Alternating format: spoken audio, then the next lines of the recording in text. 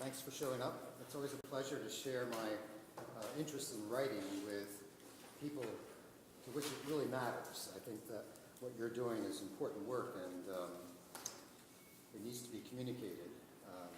Certainly it needs to be communicated to your advisor and your dissertation committee, but I like to think that it also has to be communicated to the wider public, especially in today's day and age.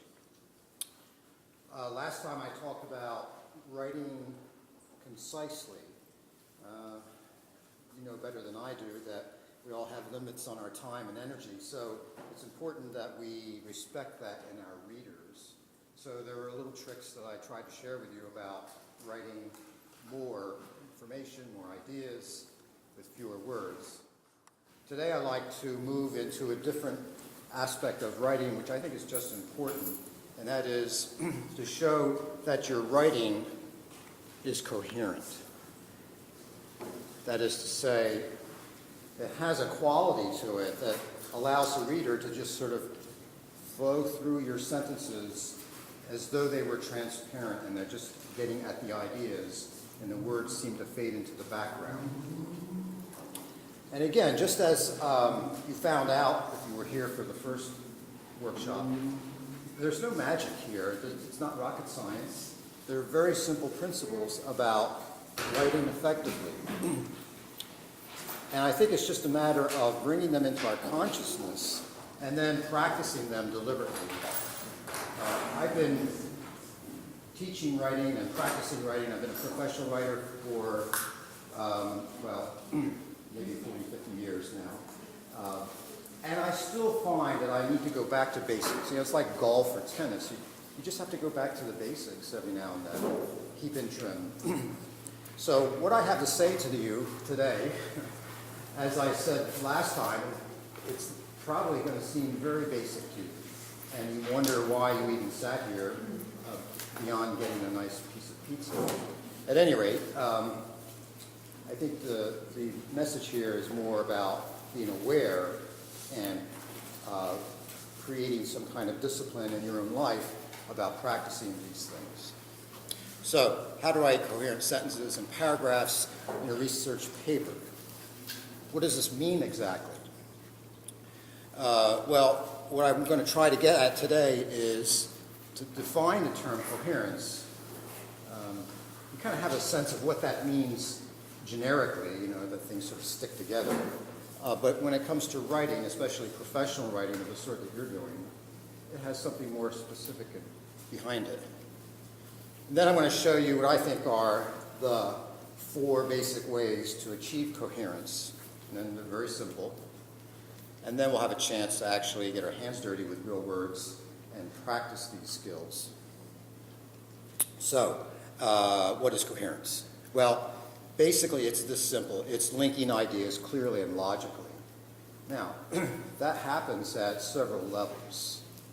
When you look at the standard IMRAD report, you already have a kind of built-in coherence with the format. All right, you're very familiar with this by now after reading so many papers by others and by working on your own paper. The format of this document, the cookie-cutter sort of format of it, has a built-in coherence. So when you look at this, you say, oh, yeah, well, here's the title.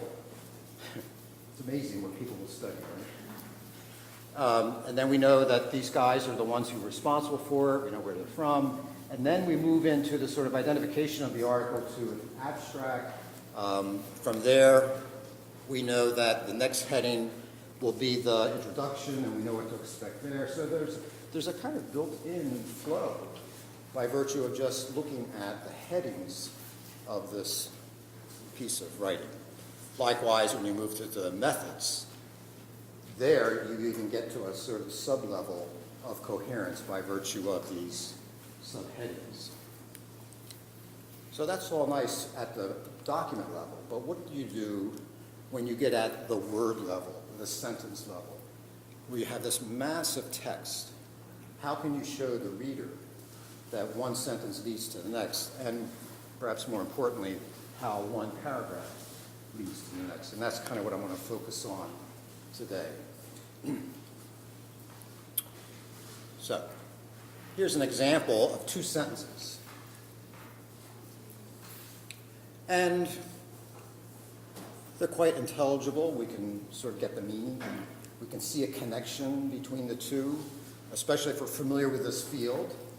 But even so, the connection between the two, the flow between the two, is something that we would have to infer as readers. And that's okay too, because most of us are quite intelligent and we can read well. But why would you want to write that way to tax your reader, to make them insert the coherence that you should have put in yourself? So what could you do?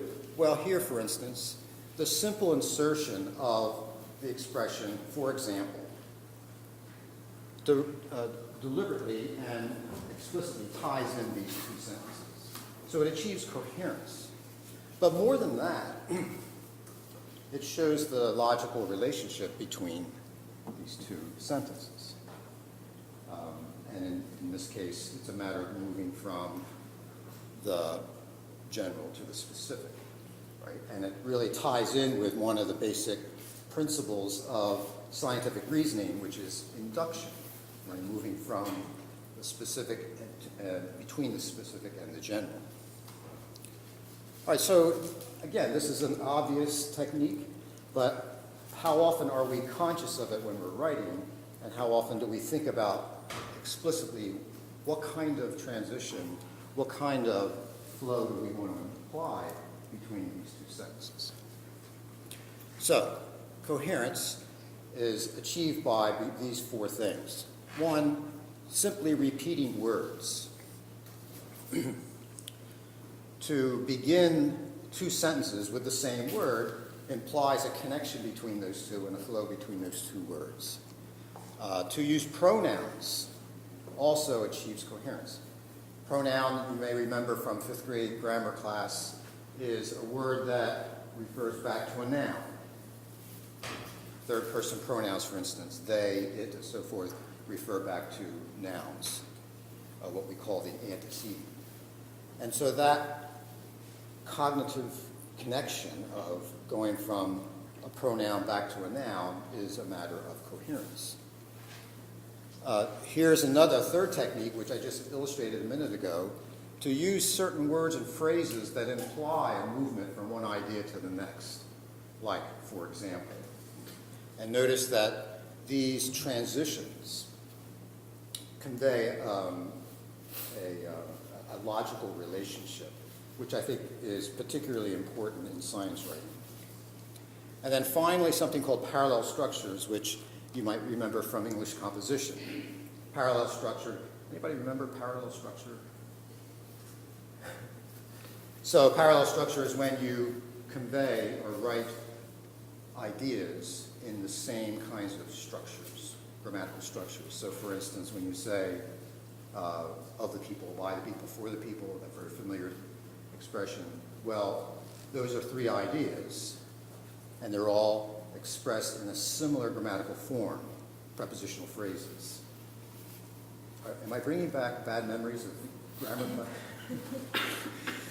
It's interesting, isn't it, that when we go to write professionally, we have to sort of draw on the jargon of the field, just as you would draw on the jargon of your own field to speak professionally about your discipline. Okay, so here is an example of how we might use repeated words to effectively show transition or coherence. And I'm taking these from the same article that I showed you earlier about potato chips. So what's happening here?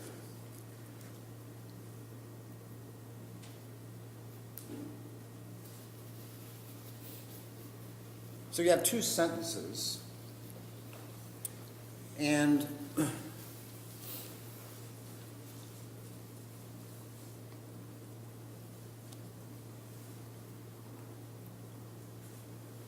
one way of showing a relationship between the two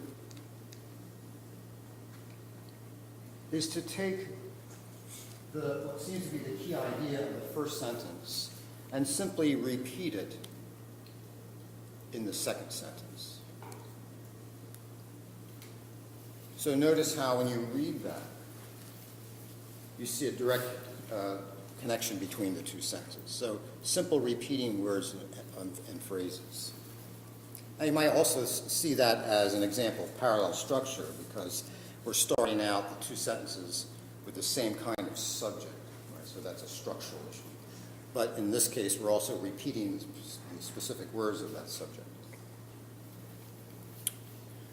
Pronouns. So here are a couple of sentences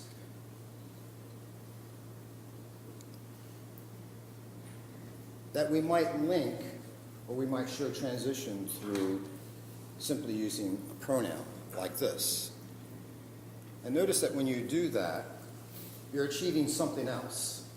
Very often when we edit writing for one aspect, we create an improvement in something else. So by putting in the pronoun to refer back to the noun, we've dropped a couple of words.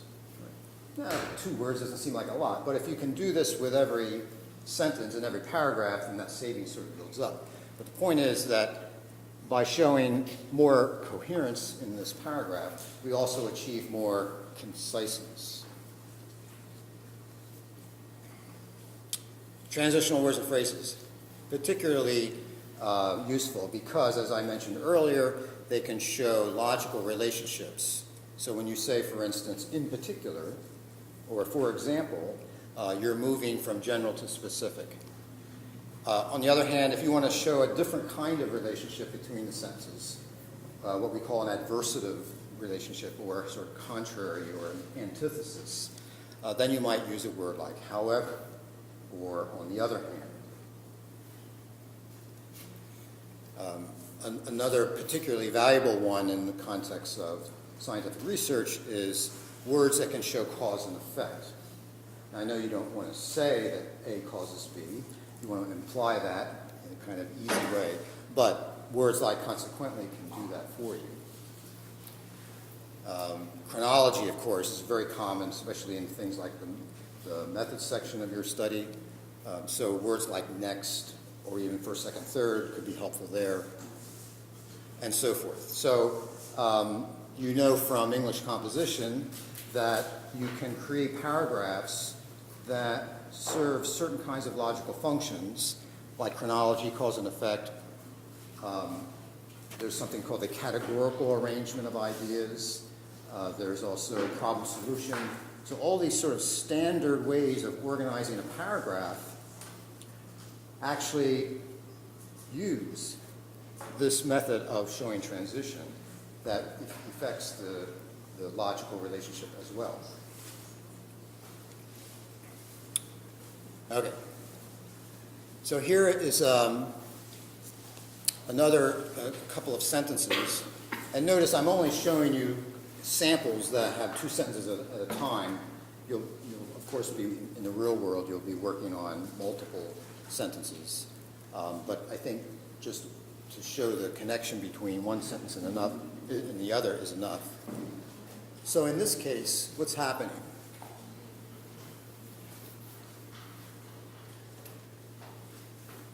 Sometimes it's helpful when you're revising your own writing. And I know this may sound laborious, but if you really want to get at an improvement of your writing, it's helpful to read it aloud. In fact, so many times when I'm reading my own writing aloud, I think, what? I wrote that. And I can see really obvious and glaring errors. And we might do that here, especially when it comes to coherence, because coherence is often a kind of audio thing. You have a sense of what's happening in the transition of your sentences by the sound of it, as well as by the cognitive understanding of the sentence. So if we read this aloud, the analysis of the data reported here reveals that the perceived crispness and freshness of foods can be modified simply by changing the nature of the sounds produced during the biting action. Our results show that the evaluation of the freshness and crispness of potato chips is influenced both by the overall intensity of the sounds elicited during the biting action and by the frequency spectrum of the biting sounds that are heard. Are you asleep yet? Notice how something as arduous as this, not only does it lack coherence, but there's a sort of a dullness in the prose. And I think that by improving it with transition and coherence, that you'll also improve the sort of aliveness of the sentences. So here's a possibility. By simply inserting this transitional expression to move from the sort of general statement to a more particular statement, we can affect the transition, and I think also affect the reading of it. Here's another example that repeats, I think, something else we saw earlier. So in this case, what I think the authors had in mind here, and actually maybe they did write it this way because I took these sentences out of the article and doctored them up, so I eliminated the transition. But what I think they were meant to say was that there is a kind of antithesis or contrast between these two statements. And so that single transitional word of however will make the transition and show the coherence.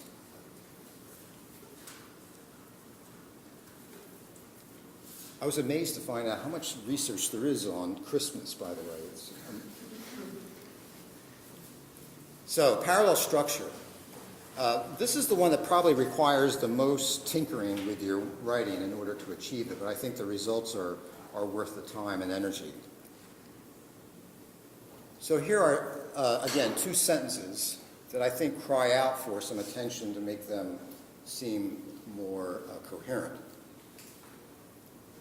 Potato chips were judged to be fresher and crisper when the overall sound level was increased and/or when the high-frequency components of the biting sound were amplified. Reducing the sound and attenuating the high-frequency components resulted in participants judging the potato chips as both softer and staler. And when you look at that, you can kind of see a comparison and contrast, right? But it doesn't quite come out in the wording of the sentences. And so these two sentences don't seem particularly connected to each other.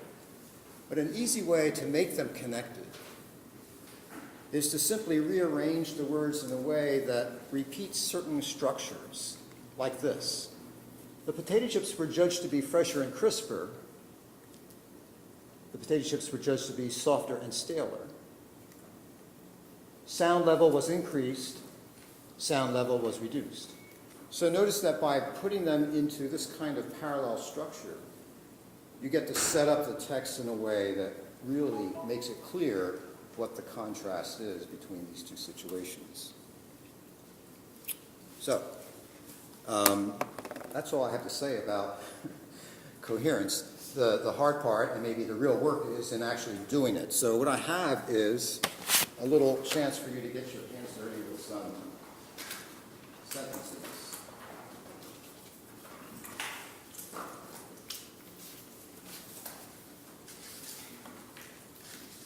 And if you're interested in doing this in the 21st century way, you can scan this with your QR code reader and it brings you into a Google Doc where you can write your own revision that will be shared with everybody.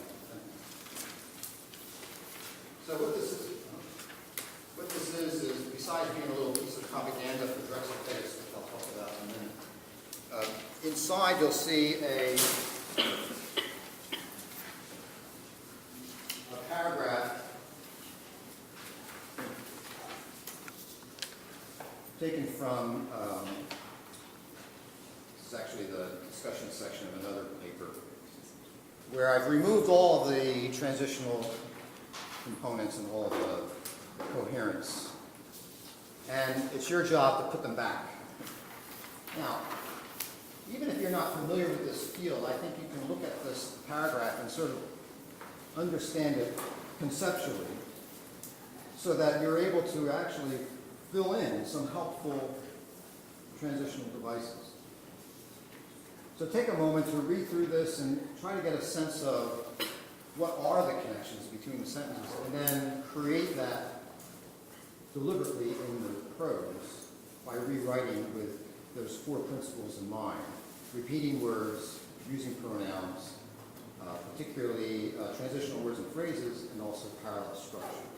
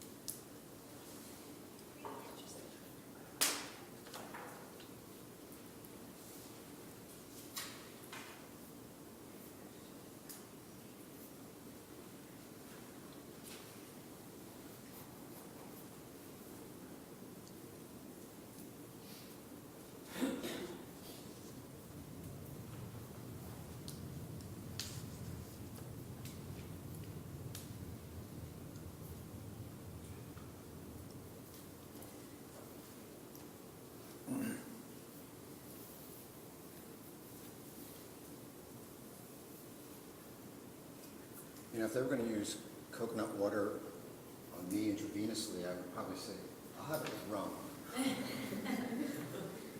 Might not be as healthy as coconut. Oh, yeah, maybe not. Well, have you struggled enough? You want to take a minute to go over these? Okay. So,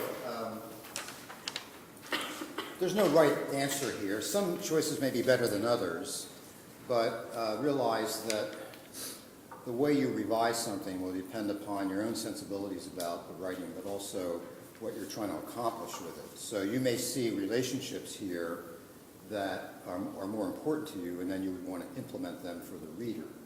On the other hand, someone else may look at it differently and accomplish some similar goals, but maybe different. Okay, so the paragraph actually starts out with a matter of coherence, doesn't it? In a sense of alerting the reader, okay, so you're done with the results section. Now let me tell you what my conclusions are. But then the rest of it, I think it's fair to say, lacks any kind of connection from one sentence to the other, and that's because I took them out. So what do you have as a possible edit between the first sentence and the second sentence? Yeah. In particular? In particular. Okay, so, and why did you choose that? So it's a specific kind of water used on the island. Yeah, and I think too, what you're seeing is a move from a kind of general observation about using something intravenously to a more specific use of intravenous in the sense of coconut water. Yeah. So I think the choice of in particular is good here. Anybody have a different edit? Everybody using it? Yeah. We can just use also. Certainly, you can just say also. Yeah. That conveys a different kind of connection. Maybe that's the one you want to imply here. I think, though, that in the case of the two sentences, there is a movement from sort of general to specific that doesn't come out with the word also. If you're adding, if you just want to say, well, I want to add another idea here, I think also will work well. Okay, yeah. I actually just changed it from coconut water, to be more specific. I just use a pronoun or something. Just to say, like, for example, coconut water has been shown to be more effective. So you said, for example. Yeah. Yeah. And I think the force of, for example, is very similar to in particular. Yeah. Good. All right, let's move on to the next connection. So from the end of the sentence over short periods of time to coconut water can be considered. Anybody? Yes? It can be. Okay, so you can simply replace, because after all, you're starting to hear this expression coconut water over and over again. In addition to livening up the prose with a different expression, the word it, I think, makes a nice connection between that sentence and the previous one. It doesn't add much in terms of a logical relationship, and that's okay, but it certainly improves the coherence. You could actually combine two means of coherence. So in addition to saying it, what might you add? Hence. Hence. Yeah. Okay. Yeah, there's a logical connection in that word, isn't there? Hence, it can be considered. Yeah. So here is a way of sort of combining these techniques. Okay.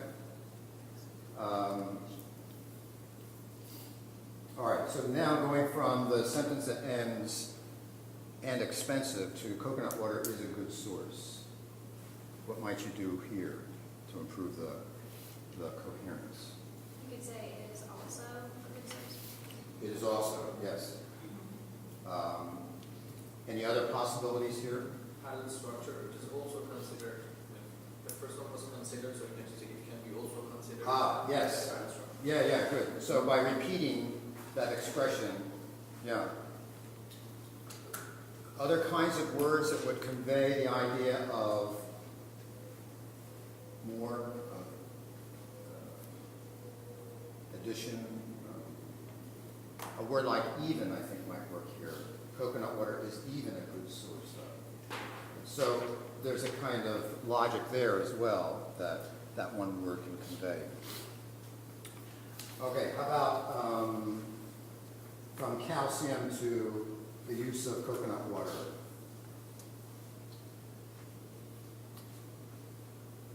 The use of the word however.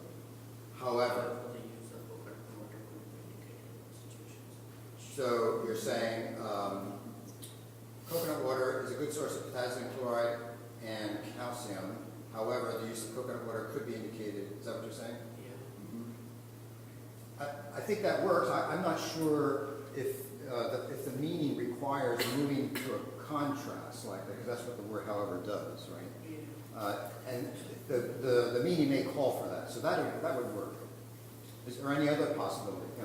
You could say like furthermore or additionally. Yeah, furthermore, you're carrying it farther, so something like furthermore, or maybe in fact is another possibility.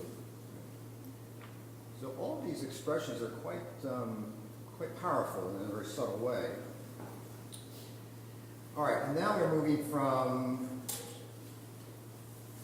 urgently increased to further studies. You always see that in the end of a paper, don't you? Future research. However, yeah, I think this is a good word here because what are you trying to convey by moving from what you found out to the idea of further studies? What's the inference, the implication? What are you admitting when you say, however, further studies? Sorry? Limitations, exactly, right. So that's a key thing in the conclusion, isn't it? Where you want to admit that, well, you know, you still need to go further with this. We need a bigger sample size. And by the way, that'll cost $10 million. And you're setting yourself up for the next research paper. So that little expression of however, or maybe something like despite these new possibilities, further studies, right, that conveys a kind of urgency that you're not done yet and that you're moving on to something else. So, well, that's all I have to say about coherence. Just want to make a little plug for the organization that made this possible. It's called Drexel Edits. It's a small center here at Drexel. Actually has one employee, it's me. I basically do this. I provide pro bono editing services for nonprofit organizations in the neighborhood of Drexel. Not the big ones, you know, like National Football League, those nonprofits, but the small ones that really need help and that couldn't afford editing services. And I don't do the editing myself. What I use are my students, my former students who've passed through my editing course. And they're also interested in, besides editing, they're interested in giving back to the community. So it's a kind of win-win situation. They get to give back to the community, and the community gets services that they couldn't otherwise afford. Anyway, so that's Drexel Edits. A side thing that I do is workshops like this for graduate students, and I also do workshops for nonprofit organizations as well. So if you're interested in giving back to the community and you're a good editor, let me know and I'll hook you up with some work. So thank you for your attention, and I'll be around 2 weeks hence to talk about another aspect of editing. I forget what the topic is. Mother tongue. Mother tongue, yes. So that should be interesting. Thank you very much. Thank you.